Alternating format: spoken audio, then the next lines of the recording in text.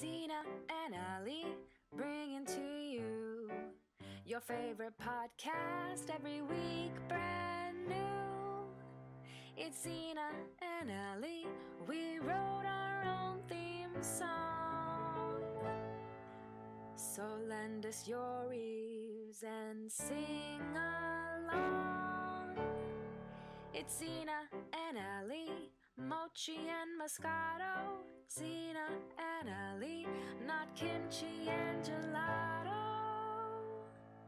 Xina and Ally, Ally and Xina. Either way, we are Mochi and Moscato. Hello, everybody, and welcome to our Mochi and Moscato podcast. I'm Ally. And I'm Xina, and welcome to this Thursday night podcast. We don't normally podcast on a Thursday night. This might be a first, actually. It's a very snowy Thursday night here for me. How's it over there for you in Texas? It was actually a very nice day. I actually have a short sleeve shirt on. Oh my god. Let me just take a look at my stuff here. Yeah, look at yourself. A sports bra, a long sleeve shirt, and an extra large, like super oversized sweater on top of that. And I'm still chilly. But yeah, a little bit of difference. What's the temperature over there right now? Like I don't know. I think it's like maybe in the 50s, 40s. 50s. Oh, it was just like really windy today. It wasn't yeah. too chilly. The sun was nice, and yeah, this is why everybody should just live in Texas. Move to Texas? Yeah. I'm gonna bring me, my guns, and Purdy. Just come over. That's the perfect combination. She and I will both enjoy the barbecue down there. That'll be it. That's the only reason, the weather and the barbecue. All right, well, let's see. This is our 6th podcast, and this is going to be focusing a lot on the past. So we've entitled it Looking Backwards. We're going to be talking about childhood, just in general, I guess. What was your childhood like, Allie? I mean, I know you have, let's see, you have one sister. Yes, how many siblings I do you just have one sister. Just the one sister, right? She's younger than you. Yeah, she's only 3 years younger than me, so it's not like a huge difference, but yeah, I would say I remember her being around more than her not, so I mean, it's literally just 3 years of a difference, and then as soon as she, was born, it was just like my life was turned upside down. Just kidding. It wasn't that bad, but the drama. Yeah. I never experienced a life without a sibling because I have an older brother and a younger brother. So my older brother is only a year and a week older than me. My parents were busy. And then they had me, and then they had my little brother. He is about 3.5 years younger than me. So you're middle child. I'm the middle child. Yeah. Do you believe that stuff about when they say, like, first child is, this and this, and the middle child has this tendency, and the youngest is the spoiled one, and they're like this? I mean, I do feel like those stereotypes are more often accurate than not. I mean, I work with kids, right? So like I see a lot of families. I see how the dynamics are, and like oftentimes I would say it's a repeat. Not exactly and not to the same degree, but like I want to say all the rumors about being a middle child are true, Xina. Excuse you. Here's the thing. I feel like the middle child is known for being the rebellious one because they probably have been given the least amount of attention or something. However, I will say this. The other thing that was added into the mix of my childhood was the fact that my family is very traditional and psychotic, shall I say. And so they were extremely overprotective of me.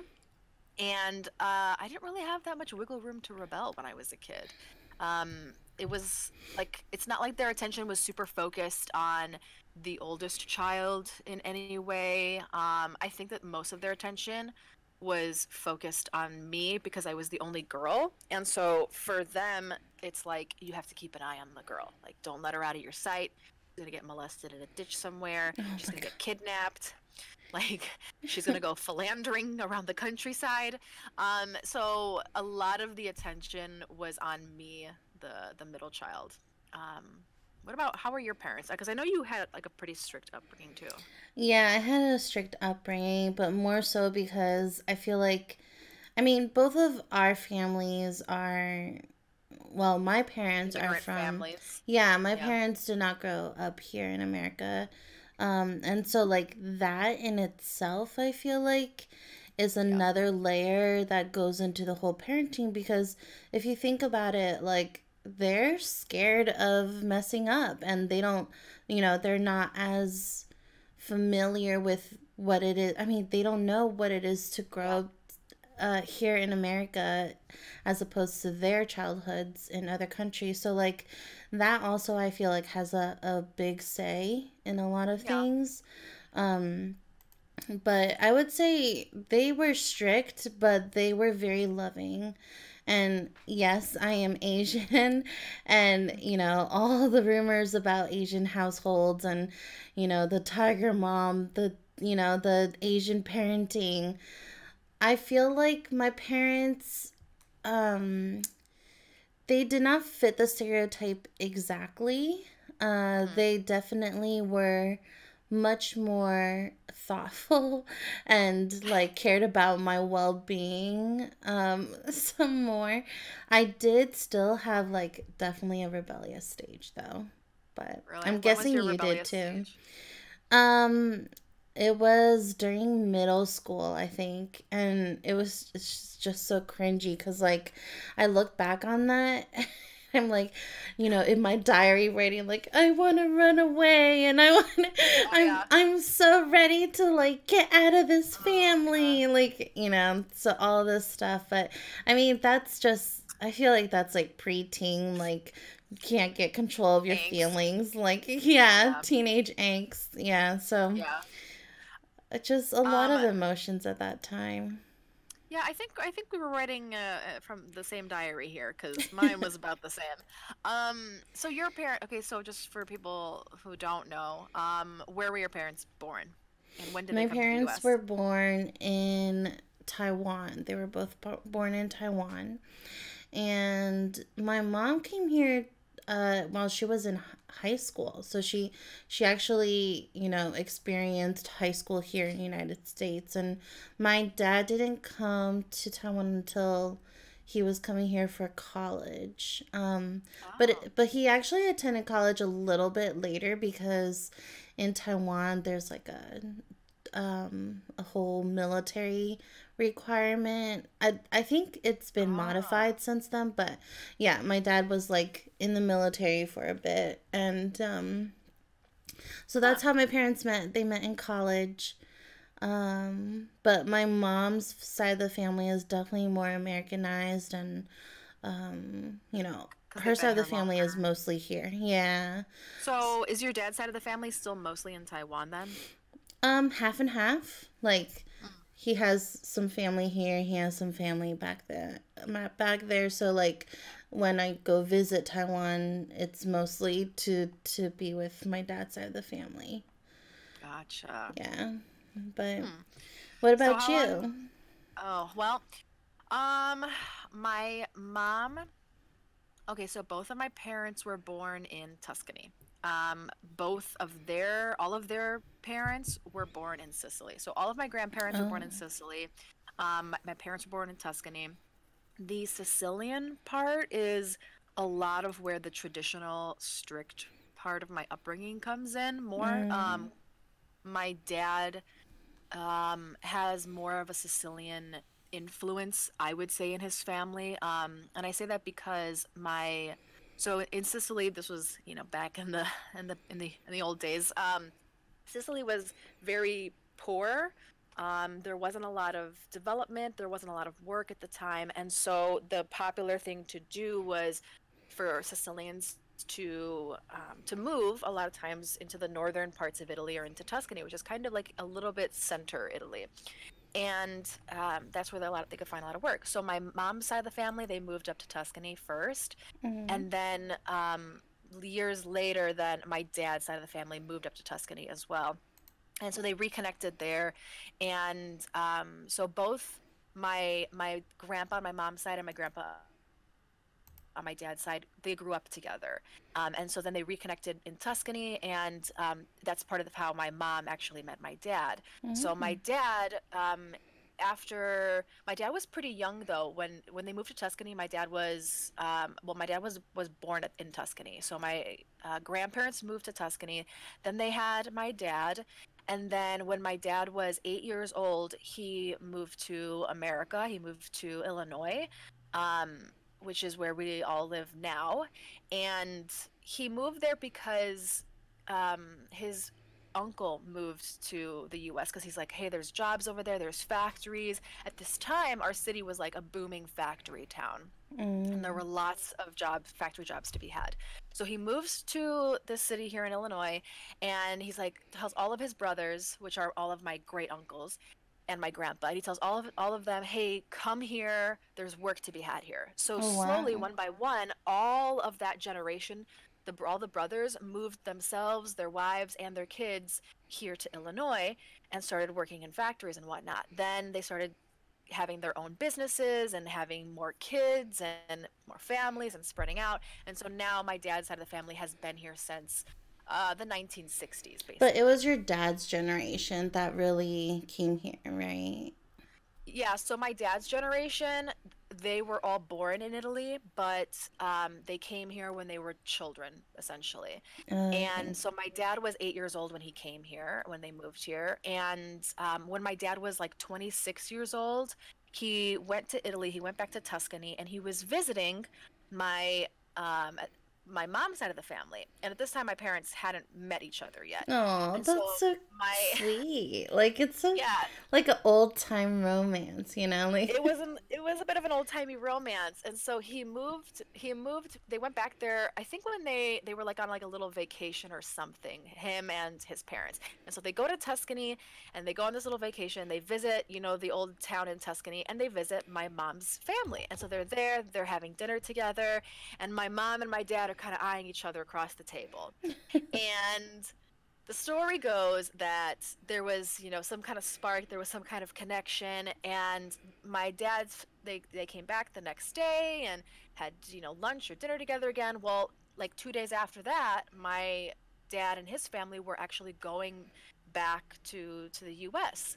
hmm And so they get in the car and they leave and they start driving down the road. And it was like kind of a sunset, and there was just a field of sunflowers. And Oh, in Italy so there's like, right, romantic. fields of wheat and sunflowers, and like the sun was setting. And they stopped the car, and my because my grandma was like, oh, let's take a picture of the sunflowers. hmm And so they get out of the car. My grandma stops to admire the flowers. And while the car was stopped, my dad had a little more time to think. And as they were going back into the car, he said, Dad, you got to turn the car around. We got to go back. And they turned the car around, went back, and my dad basically went to my mom and was like, I want to talk to you. Like, let's talk. And when I go back to the US, like I want to stay in touch, and like I want to start dating you. And so that's how they started their whole courtship. And so they started doing like a long distance romance Wow, between the they were US long and yeah, distance. That's they were. And so they crazy. would like be on calls with each other for hours and probably racking up really bad phone bills. And then they agreed to be married. And my dad said, look, if you're going to marry me, you have to come back here to Illinois, to the US. And, this is where my home is now. And so she agreed. And so my mom married him. And she moved here to the US with him. And she's the only one in her whole family who lives in the US. The rest of her family stayed in Tuscany. So Oh she's wow. she's always been alone here. But thankfully, my dad's family really embraced her, and it's been all that since. Now, the story ends not very romantically because my parents are divorcing currently, but That's the But now situation. looking back, right? That's Hmm. like a very, very romantic story. Oh, it was. Yeah. Yeah. Um, when we were, and there was like I think when as we were kind of kids growing up, we were doing a lot of like joking around about sunflowers and things like that. Mm-hmm. And part of the joke was like that was how my parents met, right? Like they met because Sunflower. my dad happened to stop at a field of sunflowers. And so I remember one time my brothers and I we were on a vacation to Italy at one point. This was when we were like young teenagers, and we saw this little artist in Florence, and he was painting on glass, really beautiful art. And one of them was a field of sunflowers, and so we bought it for our Aww. parents. This was when they were still together at the time, but Yeah. yeah. So it's always. I know you said sunflowers have kind of a meaning for you as well, but that's why we have a little bit of a sunflower Well, I meaning don't have a in. story behind my sunflowers like that. Like, I'm just like, hey, I like sunflowers, you know? Like, there's, Well, because there's like I think, yeah, I think we were just talking because I was like, I remember you said your favorite flower was a sunflower. I was like, oh, mine is too. And then I think I was like, yeah, there's like a kind of a story about sunflowers in our family, and you're like, oh yeah, so those are both of our favorite, flower, and so we. I mean, I guess I should like come up with a story, right? But like there really is none. So I think you need to just make up a story, Allie. okay, I Oh will. my gosh, One day I will. get on that. Just yeah, ask me later. Okay. We'll get back to you end of the podcast. Yeah.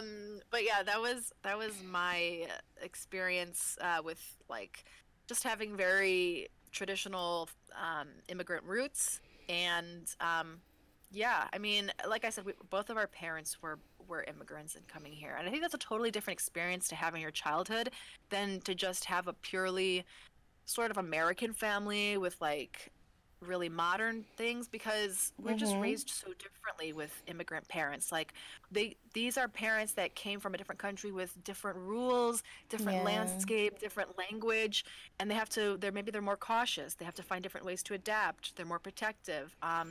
They hold on to the traditions of their home country a lot more, and that really affects the upbringing of a child. Yes. Definitely. And I think a lot of it is I feel like it affected me positively Hmm. more than negatively. Like, was I envious of some of my, American friends? Yeah, of course. But at the same time, there was reason behind everything that my parents did. Even if it was Yeah. something like wrong or weird, right? There was reason Yeah. behind it. And it was very much a learning process for them as well. Yeah. Yeah, but Yeah. I do think like I had a really good childhood. Like looking back, I don't know. What about like what do you think? If you were if you had to rate your happiness level as a child, 10 being like the happiest, most perfect childhood, like where would you rate yourself? Um, I would say childhood before the age of 10, I would say like an 8 or a 9. I think like I got along with my parents. I had two brothers that I would be really rowdy with, and we'd be playing outside. This was like before phones. This was before the goddamn internet. This was before like online socializations. And Mhm. so playing outside and playing baseball with my brothers in the backyard and like fucking around and just being stupid kids. I think that was great. After 10 years old, between like 10 and 18, I guess, being the end of my childhood, I would say it kind of went downhill from there. I didn't have a good relationship with my dad, starting around the age of like 13, 12, Mhm. 13. My dad's a very difficult person to get along with. Um, he has a very difficult personality and has anger issues and Mm. a lot of stuff there. And so, between the ages of like 13 and into my 20s, basically, I didn't talk to my dad very So it was much. like We a very like it's almost it you can almost pinpoint, when that shift occurred, right? Yeah. Oh yeah. Wow. I Okay. remember it was like we got into an argument about something, and I want to say it was like around 13 years old. And My dad, when I say he has a difficult personality, he's very much the type where he's like, I'm right, you're wrong, never say a That's the word end of against it. me, Yeah. never speak up against anything. What I say goes. Like he has that very strong type of personality. Mm-hmm. And after many years of it, it kind of builds a lot of resentment in like a young kid and teenager. And so when I was like 13, 14 years old, we got into a fight. And I just remember that, like, I remember looking back when I was like in my 20s, looking back on this, and I did not hug my father once between the age of like 13 up until my mid 20s. And like I was just like, Mm. I had not once hugged him in over a decade. Well, Um, it was your family a very like huggy, kissy fam, no, you not know? really, but like when he would come home from like being out or from work or Oh, whatever, you wouldn't I would even. I would run up to him and I would give him a hug or whatever, and I'd say, "Hey," I would like greet him when he came Yeah, like home, welcome him. and Yeah. then right, and then after like this kind of falling out, I was didn't never hugged him again, never like said hi to him, and when he came home, he and I were just on very tense terms all throughout my teenage years. Mm. The difficult part was that I worked with him. We owned a Mm-hmm. family restaurant, and so every day after the age of like, ooh, probably like 7 years old, after Mm-hmm. that, up until I was 20 years old, I was at the restaurant every day after school, and I would be Mm-hmm. there, do my homework, go home at midnight, 1 o'clock in the morning, 2 o'clock in the morning, whatever it was. And so it's difficult when you have a bad relationship with a parent, and you don't have to just see them at home, right? It's not like a few hours a day. You see them at home, you live with them, you see them at work. The only time I didn't see my parents was when I was in school. But it was difficult, like being at home with a parent that you don't get along with, and then at work those tensions and those conflicts are still there, and it just built a lot of resentment in me. And Mm. I'm surprised I didn't rebel when I was a teenager. I was Yeah.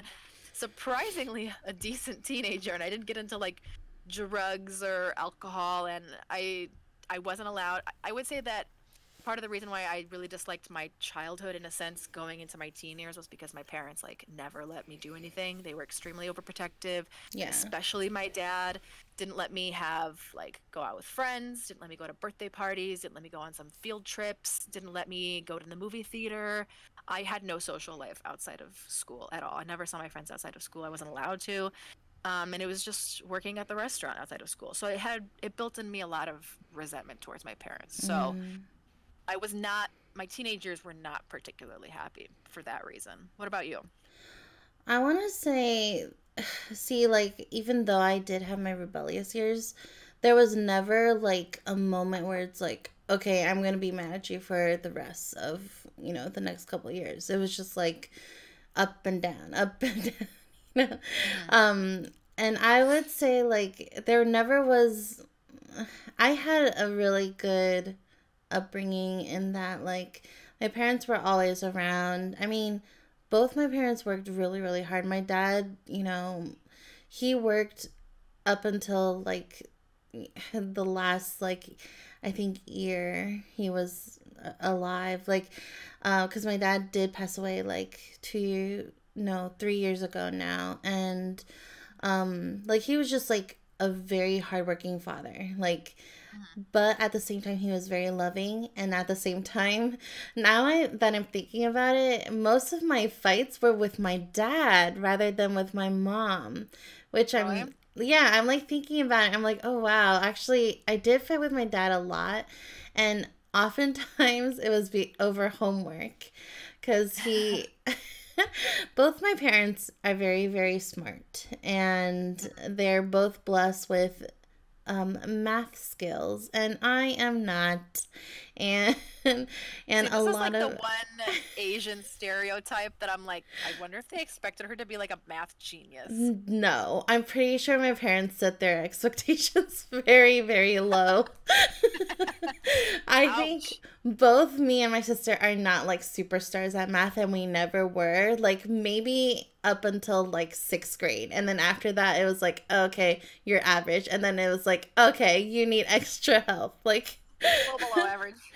Yeah, low, low, well below. And I think like a lot of the times we butt heads was because of, this is the way I want to do it, and no, this is the way that's the correct way. And like my dad wasn't as stubborn as your dad.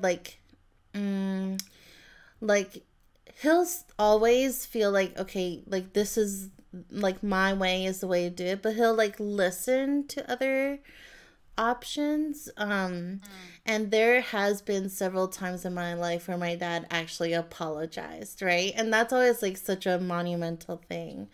Right. Especially when it's like, see, I told you I'm right. And I actually have like a really funny story of when my dad, it's just like, I this is it was such a big win for me. It was like you know how like we had summer reading, and there was always books that you had to read. And I think it was my fifth grade going into sixth grade, so you're switching into middle school, whole different school, whole set of teachers, the whole spiel. Yeah.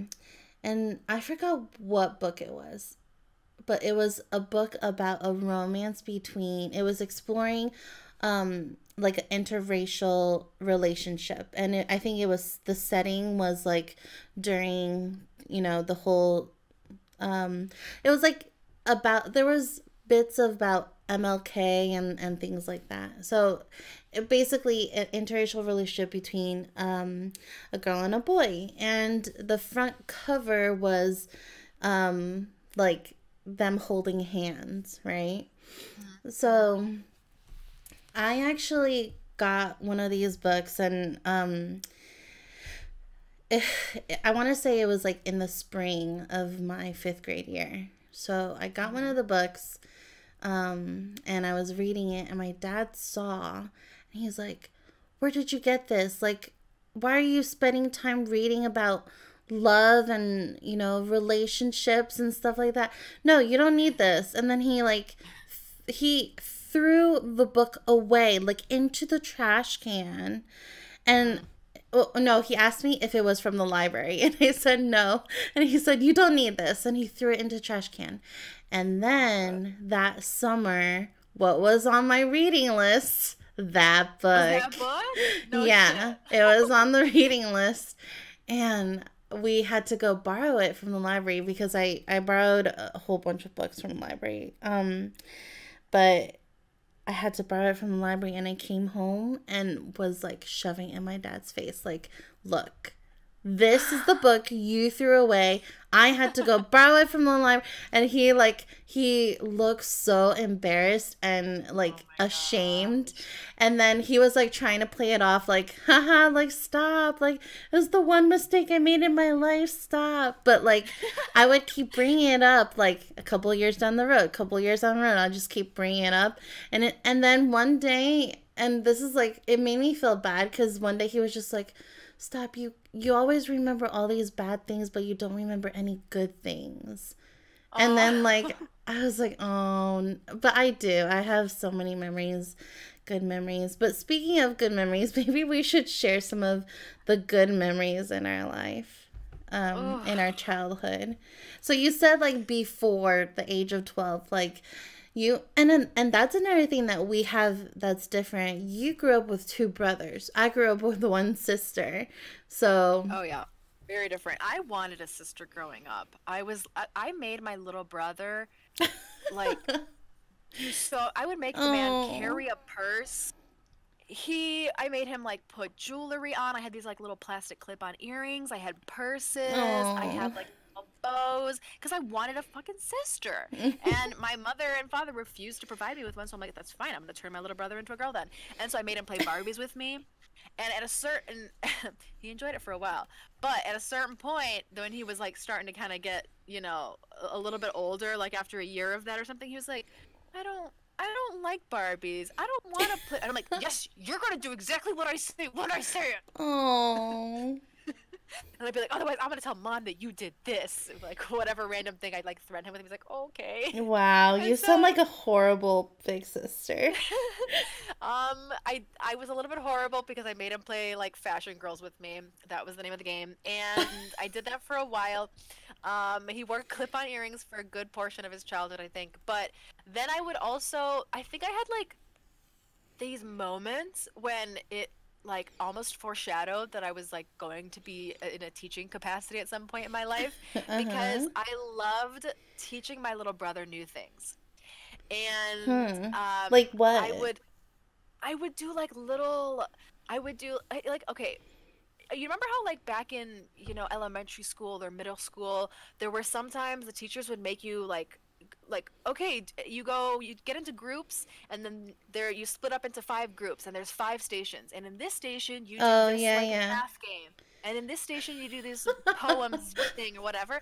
And so I did that with my little brother and I would Um, create these stations and I'd be like, "Okay, you have to untangle this whole thing, or you have to, like, I don't even remember what it was, but, or like you have to do this word puzzle in this station.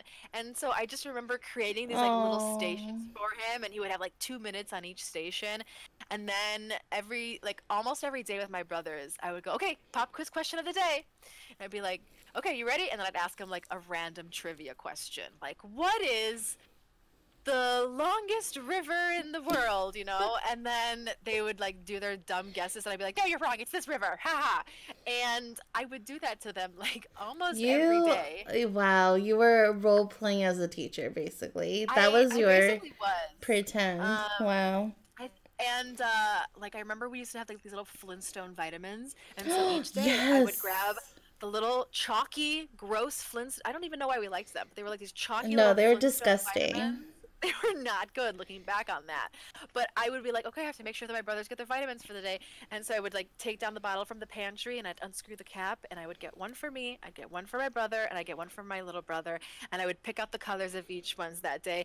And I like would give them to my brothers each day. Like, here's your vitamins. I've got them for our vitamins today. Wow. We would play outside all the time. I was very rough and tumble. Like I was not your traditional girl. I never broke a bone. When I was born, I was like over 9 pounds. I was like 9 pounds, You're a big 6 ounces baby. or something. When I came out, my dad took one look at me and said, "She has the shoulders of a football player. She looks like a football player." And ever since then, I was very like rough and tumble, especially maybe growing up with two brothers. I would always go outside in Italian. My mom would call me il trattore, which means the tractor, because I would just like barrel through the world, through life, like not like shoving things out of the way. I'd be in the dirt, whatever, it didn't matter. And I was always getting cuts and scrapes and bruises. And one time, and I distinctly remember doing this, we had carpet in our house. And for whatever reason that night, I decided I wanted to get on all fours, put my head to the ground, my face in the carpet, and drag my nose through the carpet. And I What? walked around on all fours around the entire house, dragging my nose through the carpet. Well, obviously, it started to hurt after a while on my nose, but I ignored it because I was like really good at ignoring pain. And I got up, and my mom took one look at me. She's like, what have you done?" And my nose was bleeding. And it was Oh. like I had scraped all the skin off the top of my nose. And over the next few days, it had scabbed over. So I had this big ass scab on my nose. Then I Okay. was I at my think you were just a weird kid, maybe. Like, I just didn't care. Ended up getting stitches a few days later because I like smacked my head against something at the restaurant. So then I had stitches and I had this bandage, like this big bandage over around my head, like I looked like a Civil War veteran. I had this big ass like blister on my nose, like dark red big blister on my nose. Then I had bruises all over my body because I was so rough in playing that I would get bruises I'm everywhere. I'm actually And really surprised you never broke a bone. well, that's the thing is, I think I just have like really strong bones, genuinely. I think I've always been like thick boned. Because my brothers both had their arms or something fractured or broken at some point, and I never had. But one time, my dad's cousin, who was a lawyer, he took one look at me and he looked at my parents and he said, "You're gonna get like Child Protective Services called on you." because it looks like you're beating your child. It looks like your child is being abused. I had my silverware bandage, I had my scraped nose, I remember Oh my I would goodness. sit on the living room floor and I would count all the bruises on my legs and I'd be like 21, 22, 23, 20, you know? And my mom would be like, "Oh my God, what am I going to do with your child?" And so they had to like seriously like try to watch me more because they were going to have child protective services called on them because I looked like an abused child and it was just me being an idiot the whole time. Wow, what a troublemaker. Yeah. Yeah. If I find any I photo remember evidence of this, I will link it. counting mosquito bites on me, but Mm, never same. bruises. Jeez, self-inflicted bruises. Also, it doesn't help that I like bruise like a peach. So, oh my God, I would have sometimes 40, easily 40 bruises on myself, like all over my Oh, arms, all over jeez. my legs. I looked like a beaten child. But I thought I was having fun. I didn't care. Oh Oh my gosh. man, yeah. Yeah. I think I mean, I definitely like me and my sister would never like the rough tumble. Like we did a lot of play pretend. One of our favorite games was to play garage sale. Oh my goodness. Oh. We grew up going to a lot of garage sales with my mom, right? But Mm. we never hosted a garage sale. Um and my sister and I just love garage sales, even just like going to go look at them, right? So then me and my Mhm. sister would do these little like, we had a whole bunch of little trinket toys, and we would always like pick the ones that we don't really play with or like just don't need anymore, or little stationary things, and we would Mhm. lay them out and then get a piece of paper and write like $1 or 50 cents and like put it all over, and then be like, wait, give me like 5 more minutes. I'm like, do our little setup, and then like we'll run to each other's rooms and be like, okay, I'm ready, and then and then we'll visit each other's garage sales with invisible money, right? So it's just Yeah. like a really good time. Um, but yeah, we would Oh play pretend. I man. don't know if we ever did like dress up though. That doesn't sound so much like I don't remember ever having like too many dress up toys. I was definitely more of a stuffed animal. So we were like we had to like play with dolls and stuffed animals and come up with situations like that, and yeah, that was more of our Oh my God. never made my sister dress up as anything. Uh, But yeah, yeah, I mean, I didn't do that with my older brother. My older brother would not have put up with yeah, what did your older brother do while you were doing all this to my your older younger brother? brother. My older brother was such a he would mostly stay out of it, but he was like the like fretting worrywart of the family. He's still Oh, like this. He's like, "Oh, we're gonna be late. We have to, we gotta leave the house right now." Or like, wow. why are you doing that with the toy? You gotta be careful. You're gonna fall. Stop. You're going too fast on the bike. He was always that type, and I was like, "You're so lame."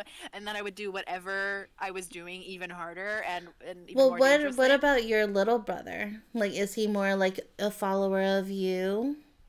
He was a little more rough and tumble as well. He We all grew up with three very different distinct personalities, and even in our Hmm. adulthoods it's become even more obvious. My younger brother now is like a businessman. He opened his first business when he was 19 years old, um, an e-cig shop, and he's had like three businesses that he opened. And he's the charming one. He's really funny. He has a really good sense of humor. He's like a I don't even know. He has his own house and everything, and he's always been more of the entrepreneurial type, kind of going his own path. He was actually the more rebellious one, as he became a Mm, teenager. Of the three of us, okay. he was the one who rebelled the most, even though he had the least reason to rebel. He was the most pampered one. Um, he was the most doted on.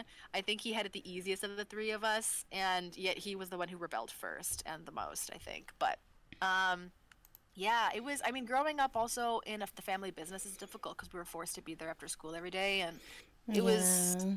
we had no social lives, and so our entire childhoods revolved around the restaurant, and we would do like as kids, we would have dough fights in the dining room, That and sounds fun. we'd put dough That in sounds straws super and just fun. shoot them at each other, and we'd put pizza flour on the floor and in like the hallway leading up to the dining room, and Uh-huh. we would just go sliding. We'd put pizza flour on the bottom of our shoes and we'd slide down the hallways, and it Wow. was that part of the childhood. It was good memories. Yeah, that sounds really fun.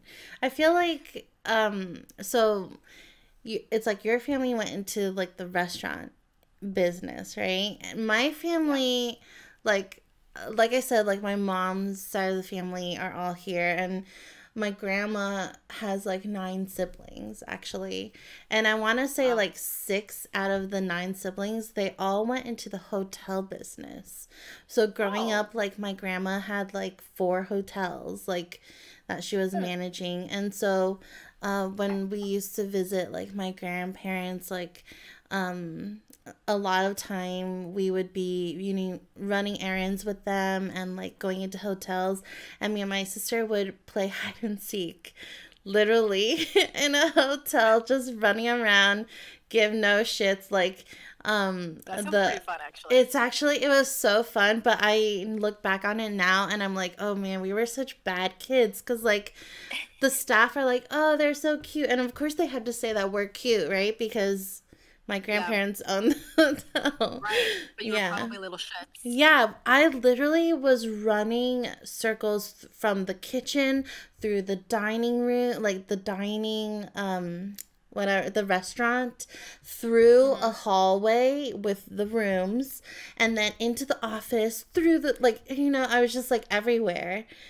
It Oh my was gosh. probably so bad for like, for the guests, but, um, that was like part of my, I don't know. I feel like my childhood, we didn't like tumble or like do all that as much, and the most that we did when we went outside was like ride our bikes around, or like scooters, or like uh walk to the elementary school that had playgrounds and stuff like that. So we would like play outside, play tag, play kickball, basketball, like stuff like that. But a lot of the indoor playing was all like imaginative. And I do feel Yeah. like, yeah, that really, it was our escape. Okay, another thing I feel like we both failed to mention is we grew up without TV, cable, like Oh no yeah. cable. I think that is such a big deal. But did you get to grow up with like I remember when we were kids, even though we didn't Uh-huh. have cable, we would wake up every Saturday morning early before my parents woke up and we'd watch Saturday morning cartoons. That's like on And PBS or something, right? We had I think it PBS. was I think it was PBS or like I don't remember what channel it was exactly, but I remember my brothers would be like go they would like knock on my door would be like, "Okay, wake up, Batman is on." And we'd go and we'd Batman watch, is on. Batman or like fucking Arthur Okay, or I lived for Arthur. Like yes. Yes. Arthur, and then Um Wishbone would come right after. yes, Do you remember Wishbone and Wishbone? yes, I loved Wishbone and Recess. And oh my gosh, so Zoom many. Kids. Do you remember Zoom I Kids or don't remember something? that. Did you ever watch Zoomers? Zaboomafoo with the Yeah, yeah. What about that Reading one? My brother liked Rainbow? Reading Rainbow. Absolutely. That was our thing. Every Saturday morning we would wake up, we'd get a bowl of cereal, and we'd just sit there and watch Saturday morning cartoons before my parents woke up. I mean, We only that had, was such a good memory. well, did you have the TV in the living room then? Yes, we've only ever had one TV in the entire house. And I remember growing up, kids were like, "Oh, the TV in my parents' bedroom, and I have a TV in my bedroom." And I'm like, "I don't have a TV in my bedroom." We had one One TV in the TV. entire house. Yeah, yeah. Yeah, I'm pretty. What about you? Same? We grew up with one TV in my parents' room, but then they eventually got another TV to put in the living room. And then that's when like me and my dad started watching a bunch of like war movies, and we got into like a bunch of movies. we would go to the library and borrow like 10 movies, like the max amount of movies you could borrow, and then like watch all of them and then return them and then borrow 10 more. Like, Oh my God. but it was just, yeah, Yeah. movies and Life was so different back then without the very technology that we have different. now. I mean, Yeah. raising kids now is so different from raising kids in the 90s. It's really crazy to think that the 90s was like 30 years ago now. Oh, Oh stop. Yeah, my that's true. God. Um, Um, do I you want to feel say like like I want to say like there was a lot more family time. Like I yes. don't know. I remember the first time I realized like some of my classmates, their families don't sit together for dinner, and it was just so bizarre for me. Like I was like, what do you mean you like you guys just eat dinner whenever? Like Yeah.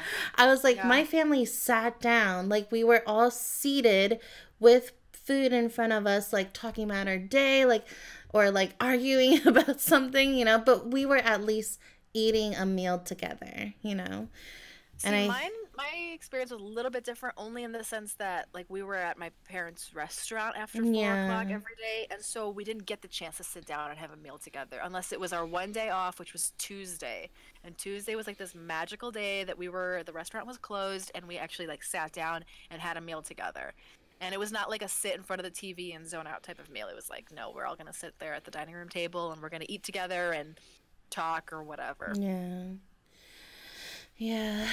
Well, I feel Different like times, we Allie. could I feel like we could go on and on about this topic. Like I feel like there's more to be said. So, All but right, yeah, the if you time could go is back and short. change one thing about your childhood, what would you say that you would change? Or do you have any regrets about your childhood? Or what would you tell your child self if you could go back to when you were, let's say, 8, 10 years old? I want to say um I would say don't regard the material things so much. I think Mm, because I didn't have a lot of the other things, like kind of similar to you, like I didn't really socialize outside of school. I mean, I still went to birthday parties and things like that, but then when people were going to malls and like movie theaters, like I never asked my parents if I could go because I was, denied a couple times, so then I just kind of gave up. But mm-hmm, then like I remember being a very jealous kid. Like I mm, would look at other people and what they had and I would be like, "Well, I really want that." And like um I I feel like I never really reached like just being content. mm, It was always like there was something else that I wanted. And yeah. then looking back on it, it was something as little as like a stuffed animal or like the latest, you know, gel pens or something like that. Like it was just something so stupid, and I would do anything for it. And I would regard it so highly. I think there was one time, and this is kind of embarrassing to say, but I think My Little Ponies just came out or something, Hmm. and I literally had nothing. My Little Pony. Oh no, it wasn't My Little Pony. It was Lisa Frank, and I had Mm. nothing. Lisa Frank, like I Lisa had Frank was so nothing. big. It was so big, and I loved. Everyone cool One had of Lisa my Frank. friends, one of my friends, she had all her things Lisa Frank, and I had Oh my God. nothing. And like I would go to school, and then like I think one time she gave me like a Lisa Frank eraser that she already has used like half of. She's like, I don't want this anymore. And I was like, I'll take it. Like I was Yeah. like so it was just so I don't We know just how want to be to cool. I know, or We're it wasn't even a cool starved thing. It was just like for. I just want it. Yeah. Um Yeah. I literally there was a used sticker, a Lisa Frank sticker Hmm. that I saved in my scrapbook And I still have it. It's back in my mom's house now. But it was a Lisa Frank sticker that my friend gave me that I didn't want to throw away. So I put it on my Band-Aid. Like, it wasn't very sticky anymore, so I was like, I'm going to stick it on my Band-Aid. And then I kept the stupid Band-Aid in my scrapbook because that was how much I, like, could not get rid of things. Like, so materialistic. Like, that's, like, the one thing. It's not like I had a very bad childhood. It was just, like, all these little things that I just wanted, and like, for what, you know? Like, I don't know. I'm kind of the same way in the sense it wasn't for me, it wasn't necessarily the materialistic part of it. It was that I just wanted to fit in with everybody else. Like my parents were Italian. We had a restaurant, and when I would go, for lunch, everybody else had, the school cafeteria lunch, or their parents would do a pack of Pringles and fruit roll-ups and fruit pictures and a ham and cheese sandwich. And I had mortadella sandwiches, and I had Nutella sandwiches, and I would have it on our homemade bread that we made in the restaurant. And my mom would give me a little individual bag of chips. My mom would have buy a big bag of the family chips, and then she'd put it into little bags. That's what my mom did too. But it was like I was like, even just in lunchtime, I could see the differences between how I lived, the way that I ate, the way my culture was. They were so different from the other kids at school, and I just wanted to be like them. As a kid, you just want to fit in, and you don't want mortadella sandwiches. You want, a goddamn ham and cheese sandwich, and you don't want, the homemade delicious bread. You want some shitty bullshit sliced bread that you get at the grocery store, not because it tastes better, but because that's what everybody else had. Yeah, I remember when back, it's just like, I never heard of a peanut butter and jelly sandwich until I went to school. Like, my mom never made me stuff like that. It was always fresh, like, veggies, like lettuce, tomato, like really good turkey or like ham. Like, it was like a really nicely put sandwich, and then like I go to school and there's peanut butter and jelly and peanut butter and fluff, and one of my like friends was showing me you could put potato chips in your sandwich, like, and I was like, what is this? Like, but just that, I totally hear you about the lunch thing. But then I got into the lunch swapping business, okay? And my mom, she always made these really nice sandwiches, but she'll cut them in half and then wrap them really nicely. So, like, when I'm opening it for lunch, like, it's not like all the ingredients are flying out everywhere, and it doesn't get soggy, or it's like perfect sandwiches, right? So, like, I would be like, hey, like, my friends are always like, wow, like, look at your sandwich. I'm like, okay, I would trade one of mine for one of yours, and then I would have half a peanut butter and jelly sandwich, and it was like so yummy. Like, see, I wish I would have just owned that like you did. I was always just so ashamed of my lunchbox. You gotta find a way. I know. See, I should have finagled the system a little bit more, but like, man, even like the way we dressed, like my mom was not buying Hollister and American Eagle. We weren't going to the mall and like getting those brands. Like my mom dressed us up and through like middle school, like, oh my God, my mom dressed us for so long, and I never had any like autonomy on how to dress myself. I couldn't pick out things at the store. Like, and I never had my own sense of style. I would always just dress in what my mom like set out for me on my bed in the morning. And that was another point of shame, which was like all my friends had American Eagle and Hollister and whatever, trend there was. I was never on trend. When they were wearing, bell bottoms, I was still in skinny jeans. Like, no, my sister she definitely was more affected by that, like the brand thing, but maybe we can lament. We can lament about our childhood on another episode. I will say this. If I had to go back to my young self, I would tell Mm-hmm. myself to appreciate my mom more. And Yes. I mean, the woman would work a full-time job. She would clean the entire house by herself. My dad didn't do shit. We as kids didn't do shit, basically. She raised three kids. She packed us lunch every day. She, took us to the bus stop when it was snowing and raining and Mm, like she did so much for us, and I wish that I would have appreciated her more when I was a kid. And yeah. There's a lot of things we take for granted um, yeah, as a yeah. kid. Yeah. So, I'll be sure to thank her after this. okay. Yeah. Give her a big Thank you. hug. Hey, Mom, thanks for those mortadella sandwiches. Sorry I didn't appreciate them. At least I didn't trade them. I know I ate them reluctantly, but I ate them. Okay, Mom? All Oh, right. Well, God. thanks for listening to to us talk about our childhoods. Rambling Um, about childhood. yeah. Um, yeah, I think that pretty much is it. If you guys have anything to add it here in the chat. Otherwise, follow us on YouTube. We have a YouTube channel now. You can find that in our description.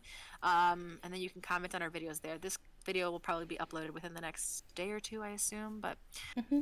I think that's about it, Allie, right? Yeah, I think that's it. We have new and exciting sessions coming up Mm-hmm. since we are getting closer to Valentine's Day. And so, Mm-hmm. Xena and I have some pretty sweet ideas up our sleeves. So, make Yep. sure you tune in. Yeah, we are It'll prepping. be we're gonna be indulging ourselves, so you're gonna have to indulge us as you listen to the next episode. It's gonna be pretty fun. Um, Yeah, anyway, we'll see you then, and I think that's it for tonight. So thanks for yes. tuning in. Mochi and Moscato out.